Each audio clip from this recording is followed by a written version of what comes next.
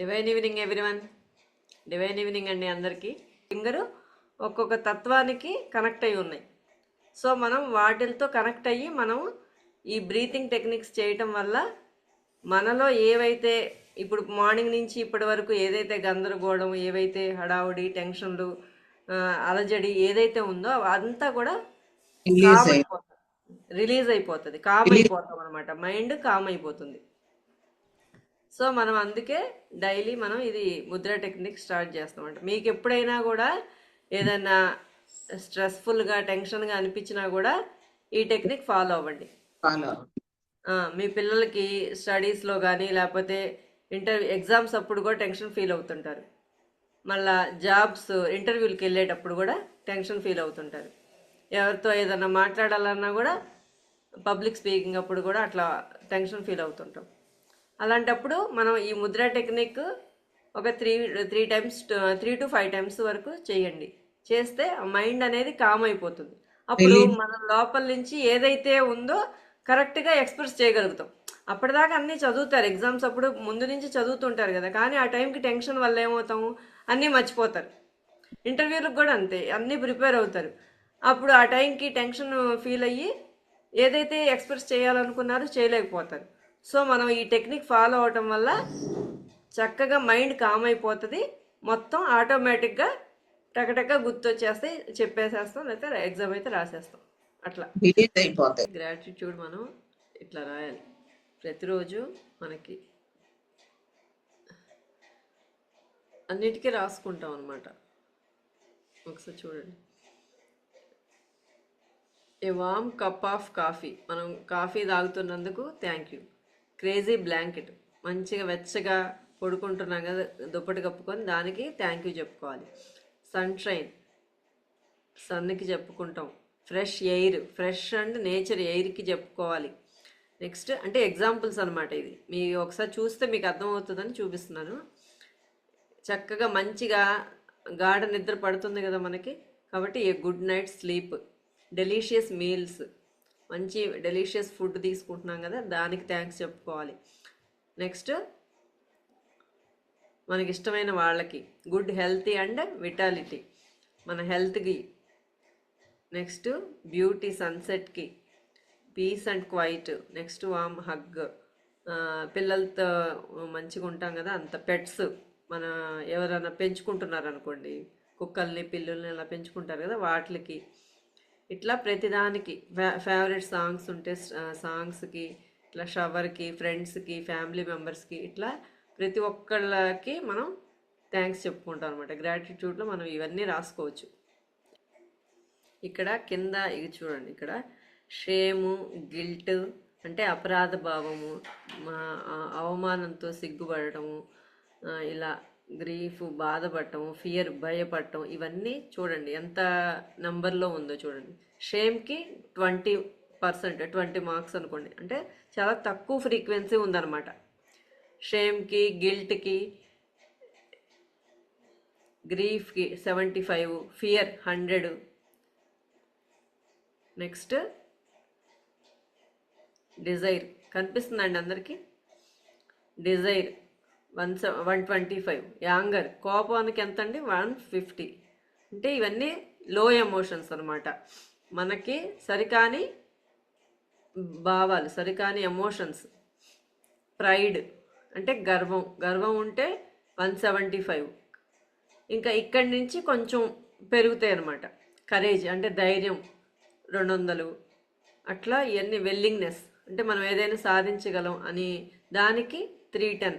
Acceptancy అంటే అంగీకారతత్వం, ఏ అంగీకారం అన్నిటికీ మనం యాక్సెప్టెన్స్ చేయాలన్నమాట.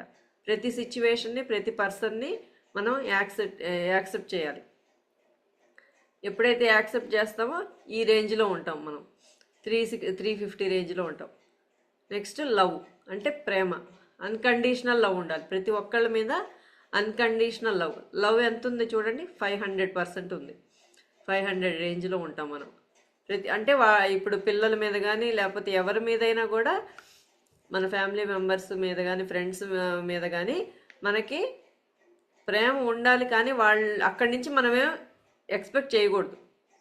ఏదైతే మనం ఇస్తున్నామో మళ్ళీ తిరిగి వాళ్ళు మనకి ఇవ్వాలి అనే ఉద్దేశంతో మనం అక్కడేం ఎక్స్పెక్ట్ చేయకూడదు అనమాట. అప్పుడు దాన్ని అన్కండిషనల్ లవ్ అంటారు. ఆ అన్కండిషనల్ లవ్ ఉండాలన్నమాట మనకి. Next Joy 540. నెక్స్ట్ పీస్ అంటే ప్రశాంతత ఎంత ఉందండి? 600. తర్వాత ఎన్లైటన్మెంట్ 700+ ఉంటుంది అనమాట. సో మనం ఈ లో ఎమోషన్స్లో ఉన్నప్పుడు మనం ఇలా తక్కువ ఫ్రీక్వెన్సీస్లో ఉంటాం. ఈర్ష్య, పగ, కోపం, భయము, అవమానం, అపరాధ భావం ఇవన్నీ లో ఫ్రీక్వెన్సీస్ అనమాట. ఆ లో ఫ్రీక్వెన్సీస్లో ఉన్నప్పుడు మనం చాలా తక్కువ స్థాయిలో ఉంటాం. అలా తక్కువ స్థాయిలో ఉన్నప్పుడు మనం ఏమీ చేయలేమన్నమాట. మనం ఏమి సాధించలేము. మనం ఏదైనా ఒకటి అనుకుంటే అది నెరవేరదు, ఆ కోరికలు మేనిఫెస్ట్ అవ్వవు అనమాట. మనం ఎప్పుడైతే ప్రశాంతంగా, కృతజ్ఞతాభావంతో, లవ్తో, జాయ్ఫుల్గా, హ్యాపీగా అట్లా ఎప్పుడూ ఉండాలి. అలా అది మెయింటైన్ చేసుకుంటూ ఉండాలి. ఎప్పుడైతే ఆ హై ఫ్రీక్వెన్సీస్లో ఉన్నామో మనము చక్కగా మనం ఏదనుకుంటే అది మేనిఫెస్ట్ అయిపోతుంది. చాలామంది అనుకుంటున్నారు, ఎఫర్మేషన్లు రాస్తున్నారు, చేస్తున్నారు, కానీ ఎందుకు అవ్వట్లేదంటే రీజన్స్ ఇప్పుడు అర్థమైనగా. మనకి ఏ భావంలో ఉంటున్నామనేది, మన ఆలోచనలు, మన ఫీలింగ్స్ అనేది ఎలా ఉంటున్నాయి అనేది గమనించుకుంటూ ఉండాలి. అందుకే ఎప్పుడైతే హై వైబ్రేషన్స్లో ఉంటామో అప్పుడు మేనిఫెస్ట్ అవుతాయి. అంటే పొద్దున్నుంచి రాత్రి వరకు మనం చూసుకోవాలి, మనం ఏ ఫీలింగ్తో ఉన్నాము, ఏ ఎమోషన్తో ఉన్నాము అనేది ప్రతి ఒక్కళ్ళు చెక్ చేసుకుంటూ ఉండాలన్నమాట. చెప్పండి మేడం. ఇవన్నీ మనం మెయింటైన్ చేసుకుంటూ ఉండాలి. మనం ధ్యానం చేసేటప్పుడు ఆ ప్రశాంతత ఫీల్ అవుతాం, అవునా కదా? ఎంతమంది అప్పటిదాకా రకరకాల డిస్టర్బెన్స్లో ఉండి కూర్చోగానే ఒక 5 మినిట్స్లోనే ప్రశాంతత ఫీల్ అయిన వాళ్ళు ఎంతమంది ఉన్నారు చెప్పండి? చాలామంది ఫీల్ అవుతారు. ఆల్మోస్ట్ అందరూ ఫీల్ అవ్వాల్సిందే. ఎందుకంటే ఆ శక్తి అంత పవర్ అనమాట. అంత యూనివర్స్ నుంచి అంత కాస్మిక్ ఎనర్జీ అనేది మనకి సహస్రారం ద్వారా, అంటే ఇక్కడ బ్రహ్మరంధ్రం ఉంటుంది అందరికీ. మాడు అంటారు కదా, చిన్నపిల్లలకు కూడా ఉంటుంది కదా, అప్పుడు చాలా జాగ్రత్తగా చూస్తారు అక్కడ. అక్కడి నుంచి ఆ విశ్వశక్తి అనేది మన శరీరంలోకి ప్రవహిస్తుంది. దానివల్ల ఏమవుతుంది, ఏదైతే మన శరీరంలో అనారోగ్య సమస్యలు ఉన్నాయో, లేకపోతే ఎక్కడైతే ఇబ్బందిగా ఉందో, ఏదైతే ఉందో శుద్ధి జరుగుతుంది. నాడీ మండలం, ఇదంతా నాడీ మండల్ శుద్ధి జరుగుతుంది. నాడీ మండల్ శుద్ధి జరిగి మన లోపల 7 చక్రాస్ ఉంటాయి, 7 చక్రాలు ఉంటాయి అన్నమాట. తినే చక్రాలు కాదు. మూలాధార చక్రము, స్వాదిష్టానము, ఇట్లా చక్రాస్ ఉంటాయి అన్నమాట. అర్థమైందా? స్వాదిష్టానము, మణిపూరకము, అనాహతం, విశుద్ధ, ఆజ్ఞ, సహస్రారం. అంటే మూలాధార చక్రం అంటే మనం కూర్చుంటాం కదా, ఆ ప్లేస్లో ఉంటుంది. అంటే వెన్నుముక కింద భాగంలో ఉంటుంది. అది పృథ్వీతత్వం, అంటే భూమాతకి కనెక్ట్ అయి ఉంటుంది అనమాట. నెక్స్ట్ స్వాదిష్టాన చక్రం బొడ్డు కింద 2 అంగుళాల కింద భాగంలో ఉంటుంది. నెక్స్ట్ మణిపూరకం అంటే బొడ్డు పైన 2 అంగుళాల పైన ఉంటుంది.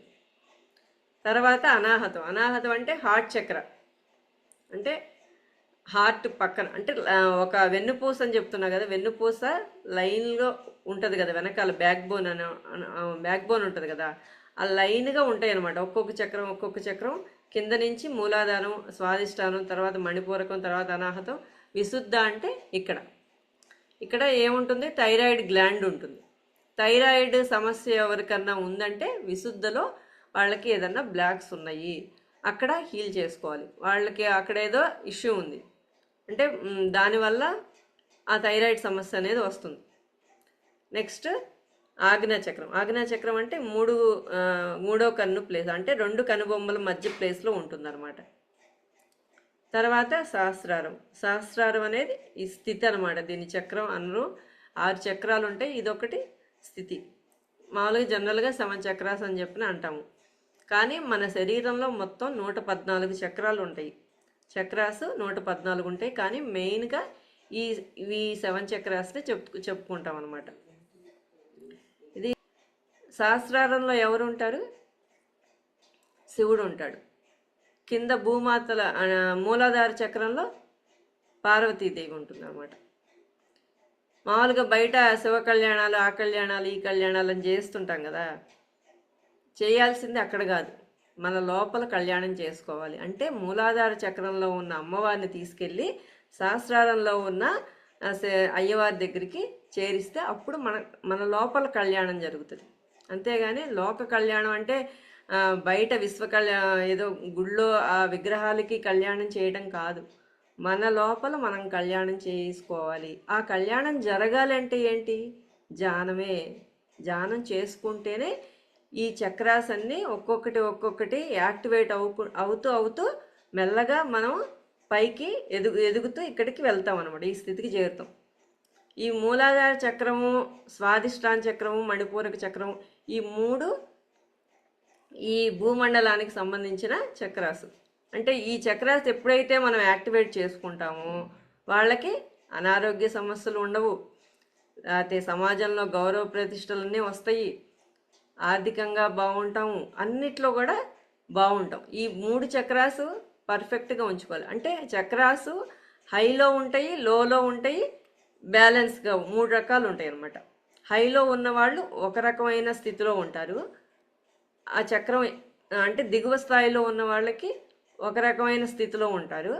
కానీ అది ఉండకూడదు, ఇది ఉండకూడదు, బ్యాలెన్స్ అంటే మధ్య మార్గంలో ఉండాలి. మనం ఈ అన్ని చక్రాస్లో కూడా బ్యాలెన్స్డ్గా ఉండేలా చూసుకోవాలన్నమాట. ఇవన్నీ కూడా మనకి ధ్యానం ద్వారానే ఇవన్నీ జరుగుతాయి. పాళీ భాషలో ఆనా పానసతి అని చెప్పి అనేవాడు. ఆనా అంటే ఉచ్ఛ్వాస, అంటే మనం తీసుకునే గాలిని లోపలికి తీసుకుంటున్నాం కదా, ఆ గాలిని ఉచ్ఛ్వాస అంటారు. వదిలే గాలిని నిశ్వాస, అంటే వదిలే గాలిని. అంటే ఆనా అపాన, సతి అంటే కూడుకొని ఉన్నది. ఆ రెండింటిని కూడుకొని ఉన్నదేంటి? మన శ్వాస. ఆ శ్వాసని పట్టుకుంటే మనం, ఆ శ్వాసే గురువు, ఆ శ్వాస తీసుకెళ్ళిపోతుంది. మనకి రూట్ చూపిస్తారు, మార్గం చూపించే వాళ్ళు గురువు కదా. గురువు అంటే ఏంటండి? అజ్ఞానం నుంచి వెలుగు వైపు తీసుకెళ్లే వాళ్ళని గురువు అంటారు. మనం అజ్ఞానంలో ఉన్నాం ఇప్పటి వరకు తెలియక. మనకి ఈ భూమి మీద ఉండే 60 ఏళ్ళలో, లేకపోతే 80 ఏళ్ళలో, లేకపోతే 100 ఏళ్ళలో, ఎన్ని సంవత్సరాలు ఉంటే అదే లైఫ్ అని చెప్పి అనుకుంటున్నాం. దీనికి మించి చాలా ఉంటుంది. చాలా